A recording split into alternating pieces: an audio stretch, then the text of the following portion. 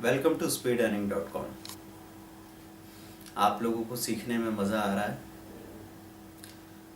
अधिकतर ट्रेडर्स ने जब मुझसे फ़ोन पे क्लासेस ली है तो कई सारे लोग सवाल कर रहे हैं कि शॉर्ट सेलिंग क्या है। जो बिगिनर्स हैं उन्होंने बेसिकली एक तरह का बिजनेस तो देखा ही है कि कोई भी स्टॉक को नीचे खरीदा, कमोडिटीज़ को नीचे खरीदा कम प्राइस में, वो प्राइस बढ़ने पे उसको बेच दिया। ये बात तो सबको समझ आती क्योंकि बेसिकली ये बिज़नेस तो हम बचपन से देखते आए हैं।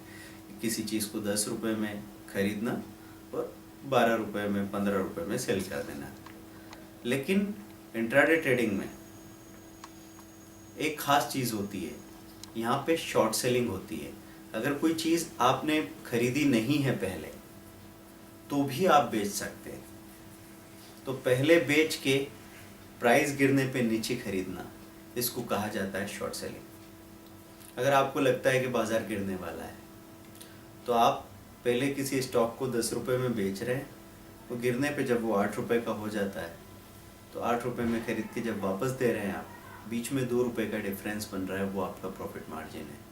लेकिन शॉर्ट सेलिंग में फ़ायदा कब होगा? जब बाज़ार गिरेगा। अगर बाज़ार बढ़ जाता है, 10 रुपये का स्टॉक बढ़ के 12 का हो जाएगा तो हमको उसको 12 रुपये में अगर ख़रीद के देना पड़ा तो बजाय 2 रुपये का प्रॉफिट होने के 2 रुपये का लॉस होने लग जाएगा। तो शॉर्ट सेलिंग को लेके लोग अधिकतर इसीलिए कंफ्यूज रहते हैं कि ये कैसे पॉसिबल है, जब शेयर हमारे पास है ही नहीं तो उसको हम बेच कैसे सकते हैं। तो इस मैकेनिज्म को आप लोग समझ लीजिए।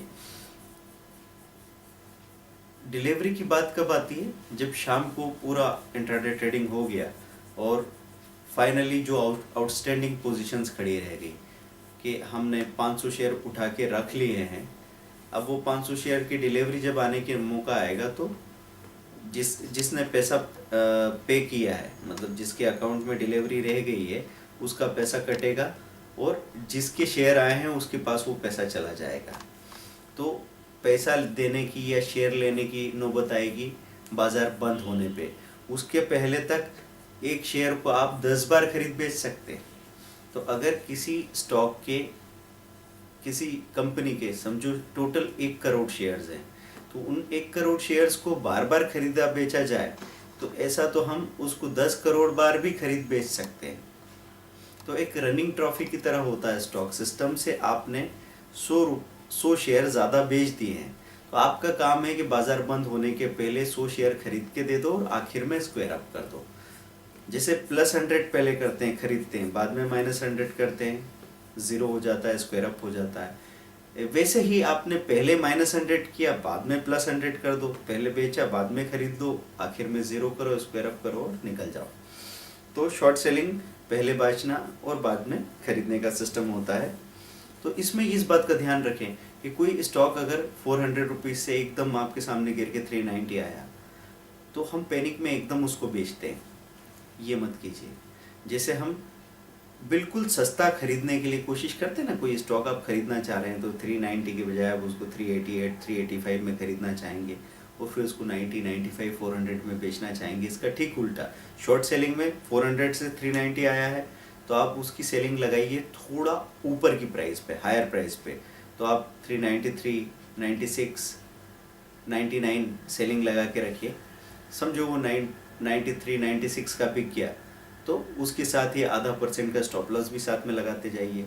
तो 93 का जो बिका है उस पर 95 का स्टॉप लॉस, 96 जो बिका है उसमें 98 का स्टॉप लॉस, 99 अगर बिकता है तो 401 का stop loss, buying stop loss लगेगा।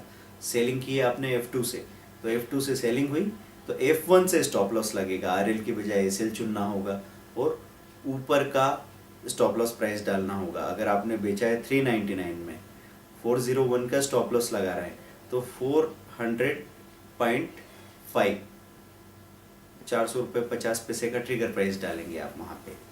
तो आपके सेलिंग प्राइस और स्टॉप लॉस प्राइस के बीच में ट्रिगर प्राइस आएगा, ठीक है। तो इस तरीके से कन्फ्यूज़न खत्म हो जाएगा जब आप प्रैक्टिस करेंगे। शॉर्ट सेलिंग में सबसे ज़्यादा नुकसान होता है क्योंकि एकदम से शेयर गिरता है तो ऐसा होता है, आपने जैसे ही 93 में बेचा तो 93, 92, 94, 93.5, 95, 94, 95, फिर 93 आया, फिर एकदम से वो गिरना शुरू करेगा 93, 92, 91। आपने सोच रखा है कि 87 आएगा मैं बाई कर लूँगा, एकदम आपको दिखाया 88, 87, और जैसे ही आप बाई करने जाते हैं 87 से 88, 89, 90 हो जाता है। तो शॉर्ट कवरिंग बहुत तेज़ी से आती है। तो अगर पहले से प्रायर ऑर्डर लगा के रखा है तो आपको बेस्ट प्राइस मिल जाएगी, बेस्ट प्रॉफिट मिल सकता है। अगर पहले से ऑर्डर नहीं लगा के रखा है तो फिर चांसेस है कि आप मिस कर जाएं। फिर जब किसी स्टॉक में ओवर सेलिंग होती है, वो ओवर सोल्ड हो जाता है, तो वहाँ पे शॉर्ट कवरिंग करेंगे। जिन लोगों ने ऊपर बेचा है वो शॉर्ट कवरिंग करेंगे, वो खरीदेंगे। इसके साथ ही हो सकता है फ्रेश बाइंग आ जाए। तो एक एक वेव आई गिरावट की, एक कैंडल बनी रेड कैंडल, वो थोड़ा गिरा तो आपने देखा कि वो 390 से 385 आया। दूसरी कैंडल बनी 385 से 387 तक गया और 87 से फिर गिरा 81 तक गया। और 81 से आखिरी जो कैंडल बनेगी वो बहुत बड़ी बनी, तो उसमें वो 81 से गिरता गिरता सीधा 72 का लो दिखा दिया और 72 पे फ्रेश बाइंग भी आ गई। क्योंकि किसी अच्छे स्टॉक में एक पर्टिकुलर लेवल पे, सपोर्ट लेवल पे सब लोग खड़े होते हैं कि यार यहाँ आ जाएगा तो इन्वेस्ट करेंगे। अगर वहाँ पे इन्वेस्टर या बड़े ट्रेडर्स बाय करने के लिए आ गए तो 72 से एकदम बाउंस करेगा, 72, 75, 78, 80, 82, 85, तो आप उसको कवर ही नहीं कर पाएंगे। तो ऐसे में बहुत बड़ा नुकसान हो सकता है। तो हम लोगों को शॉर्ट सेलिंग में इंतज़ार करने का टाइम नहीं है, क्योंकि आपने बाय करके रखा होता तो आप आज नहीं कल परसों कभी भी बेच सकते थे, उसको खरीद के रख सकते थे। लेकिन अगर शॉर्ट सेल किया है तो शाम तक खरीद के देना है कैश मार्केट में। फ्यूचर होता या ऑप्शन होता तो महीने भर रुक सकते थे। तो फ्यूचर और ऑप्शन की बात नहीं है, यहाँ पे बात हो रही है कैश मार्केट की।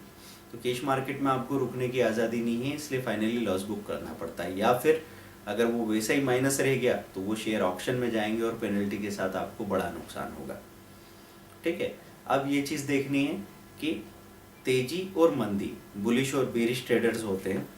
तो बुलिश ट्रेडर को 30-40% टाइम मिलता है, तो बेरिश ट्रेडर को 70-80% टाइम मिलता है।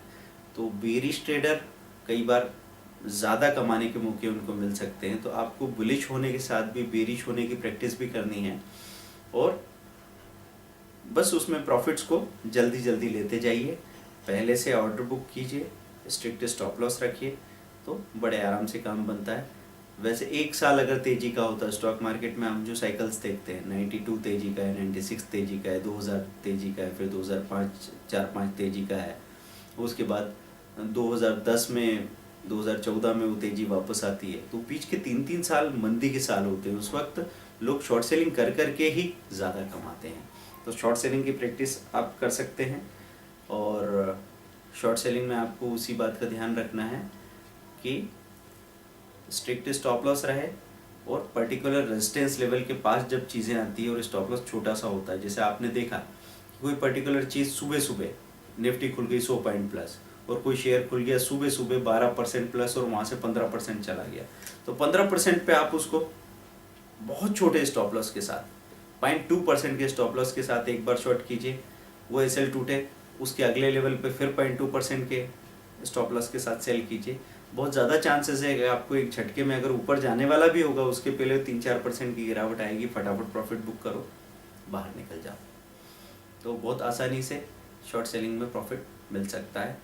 शॉर्ट सेलिंग की प्रैक्टिस करते रहिए, और जो कोई आपका क्वेश्चन हो आप हमारा जो क्लास का टाइमिंग है वो फिक्स कर लीजिए, मॉर्निंग या इवनिंग का, हमसे बात कीजिए। जो भी आपके डाउट्स है वो आप मेल के थ्रू क्वेश्चन भेज सकते हैं, और हर बात पे प्रैक्टिस करते रहें। Thank you very much.